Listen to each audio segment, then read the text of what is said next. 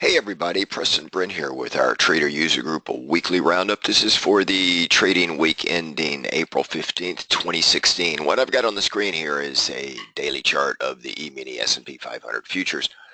And you can see that we are off of the February 11th lows. We've had a great run. I got most of our members into this trade right on February the 12th. We had a signal that came off, and we've just been having a lot of fun on this thing right down in this area to a nice run up here like this.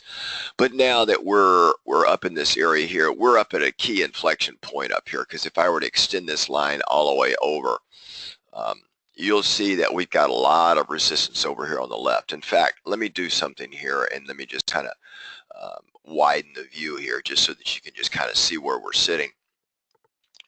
We've got this very, very strong resistance. Excuse me. We're at this point right here. And then we've got another one right up here like this. And then we obviously have our all-time highs on the S&P 500. So we've got two areas here, two barriers. This barrier here is a lot stronger than this one here, but it's still fairly strong. And off of this huge springboard from February the 11th, we haven't had any rest. We haven't pulled off the highway yet. I think it's time to pull off and, gas up the car, because the odds do favor a downside move. Now, I had said a couple of weeks ago in a prior weekly update that we've had two large moves like this one since 2014. November of 2014, August of 2015. Both moves are very similar to this one, and both moves got us up to somewhere in this area like this, if you were to look at the point value move. And then both prior moves had about, on average, 116 point move to the downside. Now we're coming up to a key inflection point, because we're at this resistance level here, and then one just slightly above it, and then the all-time highs here. But this 116 point pullback, we continued the run in November 2014, but August of 2015, it was a little bit different. We started making lower highs here. So what I'm watching for here is we've got two key events coming up. We got the Federal Reserve FOMC on April 27th, and then we got the US GDP. First look at the Q1 on the 28th. That's Wednesday and Thursday of the last week in April. Now this week we've closed out the monthly expiry, and we kind of ground higher from Tuesday all the way up. But you can see here on this MACD, it's continuing to go down, and in fact, if I were to kind of just zoom in a little bit on this, and give you another little picture here of just this component right here that goes back almost 2 weeks or so before April, the end of March. We had this pullback, and then we had this move up like this, and that gave us a cross to the downside, and now we're running flat here. If we have a little bit of a pullback and it starts to go down, there'll be another little bearish divergence here. We've had these series of bearish divergences in this MACD. Now, this is not an ideal bearish divergence on a MACD. What we're seeing here, when you have a MACD that just has this long sloping move down like that, and then typically you'll get another move back up like that, which means the equities move higher. It's more of a consolidation period than anything else. We are definitely in a buy on the dip mode now than we've been before a sell the rally. You can see, there's a dip right there. We had a dip here, we had a little bit of a dip here, we had one here, we had one here. Every one of them, we springboard and we take out the prior dip high, right? So we're in the classic case of higher highs, and then of course, if I were to highlight the lower pivot side of that dip, higher lows. And then of course, you go about connecting the dots, or kind of like draw by numbers kind of thing. You can kind of see this thing here. But when I draw it on here, notice the curvature of this. It's starting to flatten out and top here. So the key for me is, are we going to be able to get enough energy to take out that prior high and then these key pivot highs right here? This is going to be key.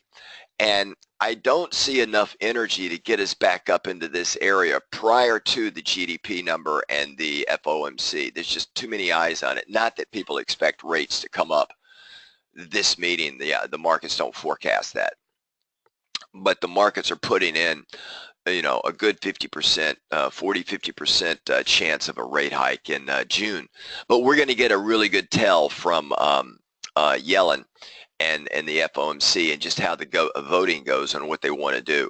But we're getting this slow, rounded move like this. So we could be in for a longer period of chop or a trading range. And that is what I'm looking at right now until we get through the FOMC.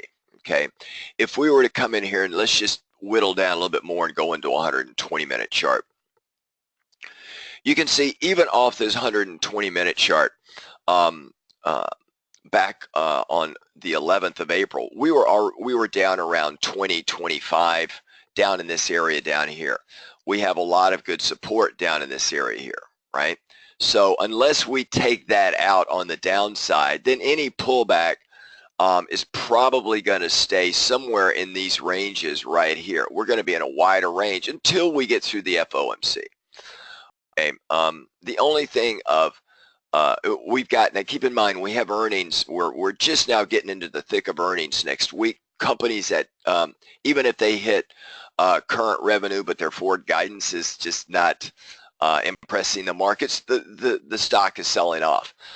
We've already had some of the key banks come out, Citi, Wells Fargo, JP Morgan, Bank of America, and most of them from when they came out with earnings are down.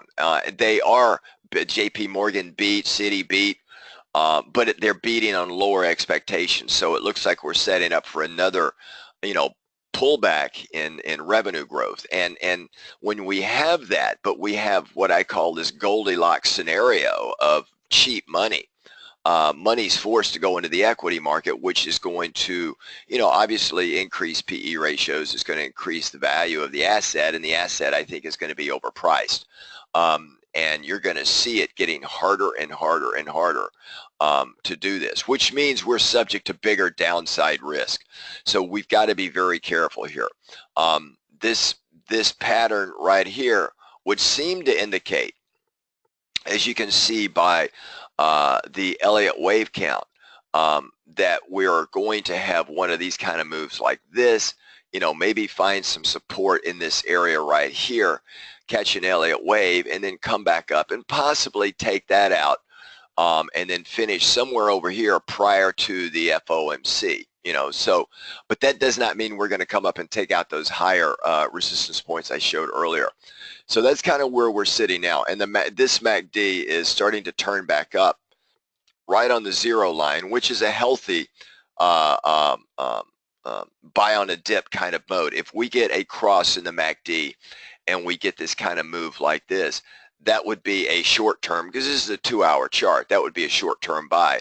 But I believe we're going to run out of energy again back up around this prior pivot high here that was made on Thursday, and then we're going to run into trouble. Okay, so that's a little bit about what I'm seeing on the E-minis. When I look at this chart here, you can also see on this chart, if I were to just kind of really move it down a little bit, and I put this on here, there is a lot of, you can see this volume over price right here, right? And you can see that it's peaking right in this area right there if I were to draw that line. So there, that just means before there were a lot of sellers up here in that area. All right, so there's a lot of folks that were, when we were at these levels before, they were selling the hell out of this market. So now we're getting right back up in that area again. And we're on a longer term, a daily 3-leg up, which would suggest a 4-leg down to around 2,000. Okay, somewhere in that area down there, and that would be a psychological barrier. You can also see this yellow leg here, or yellow EMA here. That's the 200 EMA. And then you can see the red, that's the 50 EMA. We're coming close to getting a cross back up again. We had a death cross back over here, and now we're looking at getting it crossed here, which would be, again, firm support right around the 2010-2011 area. So I would not be surprised at all to see a pullback into this area. Now, the Feds can continue this march higher by continuing to be dovish. And as I said to our members, I think Yellen talked the U.S. dollar off the ledge, and it's pulled back dramatically from this big, huge run it's had over the past year. And that strengthened the euro. But I do believe that at some point, you know, and they've even said that some of the Fed members have said they're going to let the economy run a little bit hot. But I do believe that at some point she's going to have to raise the rates. And once the markets get wind of that, remember what I said about valuations. It's all about valuations in the market, and that's where the big money goes. And it's a combination of forward earnings per share and interest rate expectations. If they see these interest rates are going to go up, or the probability means that they're going to go up, they're going to plug that in their valuation model, and you're going to see that the stocks with a little bit higher interest rates are a little bit overvalued, which would then give us that pullback. So that's kind of what I'm seeing right now, folks, on the market. If I were to put all of my indicators on here so that you can see the whole thing, that's what I've got here. And you know, let me just stretch it out a little bit. And let me just get rid of this line right here. You can see the 2016 open price at 2037. We're at the highs. The high for this year is 2081. So we could come up and challenge that line again, and then come back down. And I've got, you know, 2-hour pivot key price levels here on my chart. But I see the 2016 open price. It's a wider support zone all the way down to about 2025. And then we get down to that level that I had talked about before, right around that psychological barrier of 2000. Now, what would really turn the market lower? We got a couple of real key areas that if we break, it's going to get a lot more ugly. And let me just take it back, and we'll look at all of 2015 along with 2016 where we are. You can see there is a big support area right there. Okay, that is one area. And then there is another one right here. Okay, these are two areas that we need to watch very closely. This one right here obviously provided support for a good deal of 2015. Now, if I were to extend this over, I'll just draw the line. You can see that this is an area where buyers and sellers have really had a big battle. And depending on the direction of the market, it's either been support or it's been resistance, all right? So we've got this one check level and this second check level here. The second check level is where I see a more realistic pullback right around that 2000 level, all right? That's what I see here in this chart. But if we take this out and then we go down, look out below, because that means it's just going to get very ugly. I think eventually we're going to break this here and we're going to go down, but probably not in the near term. I think I'm looking for 6 months out, maybe 8 months out. We're going to come back down and we're going to take out 2000, and we're going to come down and challenge these lows again, possibly even challenge the 1800 level.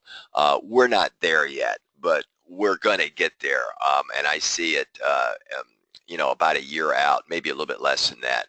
But for the near term, you know, we're just in a Goldilocks land. So this is kind of how I'm looking at this market, folks.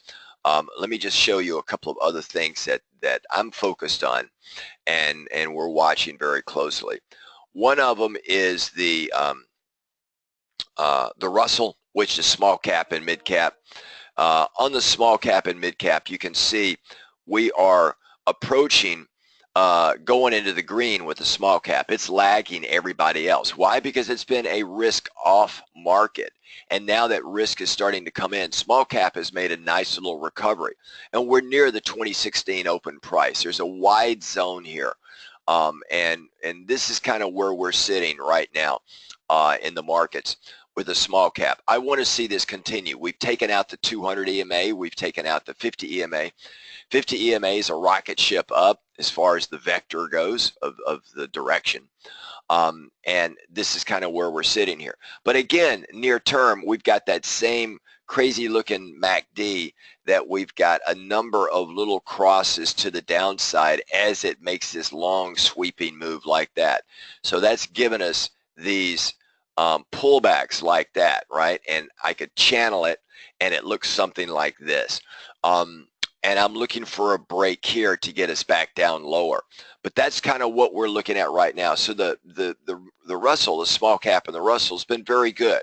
And I like that kind of movement, okay? The other one that I'm looking at is if we look at volatility. And volatility right now is still in what I call zone 1. Now you guys know, if you've been watching my updates, you know that I've zoned out volatility, the VIX. And if we're in zone 1, that is traditionally low for vol. And you can see over on the left-hand side of the screen, that's where we spent most of 2015, down very low. But we're in zone 1 here. And what I always say in zone 1, your option strategies, for those of you that love to trade options, have to be a little bit different, but you also have to be more careful, because generally what comes after zone 1 is zone 2. And that carries us up to about 2021 on the VIX. And we generally find it very difficult to get from zone 2 to zone 3 in one day, but you know, you've got to go through zone 2 to get to zone 3. So when VIX starts moving from zone 1 to zone 2, from a price perspective, we've got to start changing some of our methodology in our option trades. Okay, and right now we're in zone 1, so premiums are relatively inexpensive. The volatility percentile, meaning the range of volatility over the previous 52 weeks, is relatively low, very low for the spiders. And that means we can't be complacent. I would highly encourage you to, now's the time where puts are very cheap, and we're going into the FOMC and we're going into the G1 or Q1 GDP number. So I would recommend that, you just kind of take that into account, and you may want to pick some up. That's what I'm telling some of our members. Now, if we also look at the other thing is in the bond market that I'm paying a lot of attention to, the bonds are very volatile. They're moving up and down, and you can see here we're still on this 3-leg. I think bonds, we do not have a divergence here. We haven't made a higher high, but you can see here that the bond market wants to move up higher, and that just means risk is coming off of the market. But we've been in a very strong risk-on market since February the 11th, when money just started pouring en masse back in. But I'm watching the bond market, and I'm watching interest rates very closely. If we look at the 10-year interest rate, you can see here that, it started to move up, and now we're back down again. We do not have a bullish divergence here, but you can see just how low the interest rate is. It's at 1.75% on the 10-year note, Treasury note.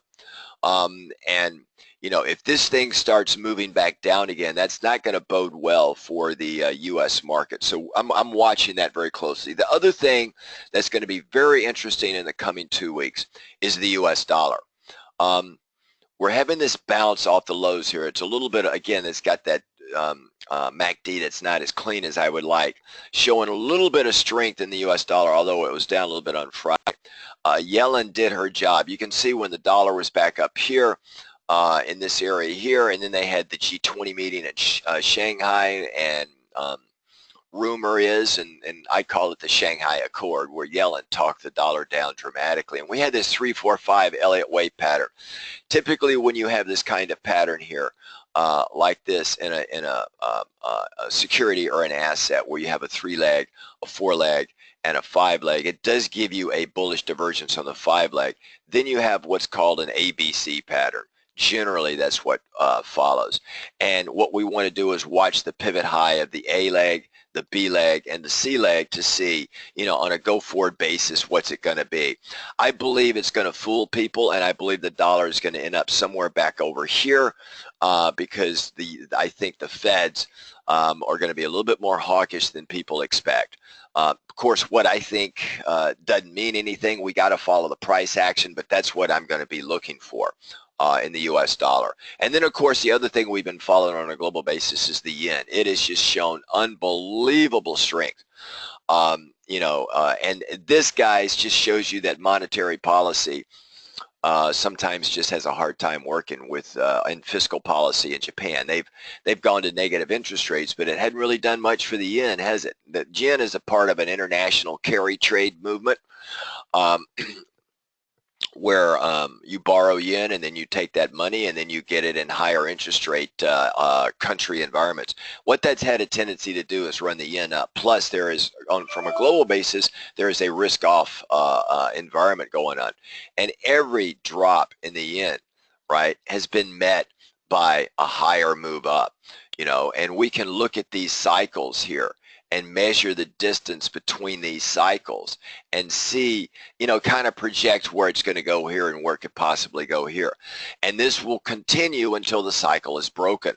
Okay, so this could be a holding point here. And by the way, we have a divergence, but very, very little in this move here. We had a lot of divergence in this one right here, but in this case, we found a lot of support here, and then we crossed right back up to the upside, and it just knocked it out right there, and then it went for a ride. So we're watching the yen because it's a good kind of a thermometer for global risk on, global risk off. Gold market. Right in this area here, gold is having a hard time here. I'd be careful with gold in this area here, because if interest rates go up, that is not a good thing for gold. You'll see gold come down. If gold breaks the 50 EMA, I'd be more willing to take the contrarian view and put on some puts in GLD or short gold futures. I don't think gold is going to go down below the 1180 area. I called it right around 2000 earlier. I think that is a key pivot. Right in this area right here, I think that is going to be a key support zone, probably down to that area right there, right around there. Should that break, then we'll test the 200 EMA and it'll undo this. But, we were trading gold to the upside. I was doing a lot of selling puts underneath gold at the beginning of 2016, and you could see the highs here. But we're in a longer term Elliott wave, probably one of these kind of rounded things like that where gold will move up here. However, if interest rates start going higher here, then that's going to put more downward pressure on gold. So just understand that. So the gold is going to be choppy here coming into the last 2 weeks of this month. If we look at energy, we got a big meeting in Doha this Sunday with the OPEC and non-OPEC members. And if you look at this pattern right here, this would suggest that we're due for some a pretty good little pullback here. We've got an Elliott wave 3, 4, 5 right here, where here's the 3, the 4, and the 5. And typically when you have this, you've got the divergence, and there's the divergence. It hadn't crossed yet. That would suggest oil is probably going to come back down into this area here. That would also suggest they're not going to come to an agreement in Doha, or at least that's the way the market is pricing it out. 50-50. We had this huge run up here on this pullback, just slightly below the 50 EMA, but now I think we're going to come back, and as the 50 EMA makes its way back, it'll probably serve as support around the 2016 open price. So we'll be flat for the year for oil. That's what I'm looking at right now in the oil markets. And then, of course, we've got coverage on natural gas and gasoline futures as well. But I'm not going to go into that in this update. For our members, we'll cover that in more detail this Sunday night. We can look at the ag market. Huge move up in the ag market, and our trade has worked out perfectly. Soybeans right here. Here's soybeans.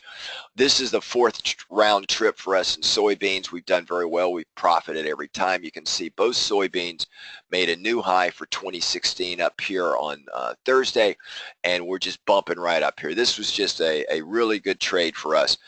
Corn, same thing. Corn has just come up here like this. I'll adjust my move right here, and you can see we now made new highs in corn. Wheat is the only one that is lagging. Look at wheat. Now, one of two things is going to happen when you have a dichotomy between corn and soybeans and wheat. The ag market generally flows together. So there's going to be a trade setting up in this one. And I suspect what that means is corn and soybeans are going to be pulling back a little bit. So looking at this, where we were selling puts and corn underneath the market, now maybe selling calls further out in time, or maybe even soybeans, because soybeans has had a bigger run than all of them.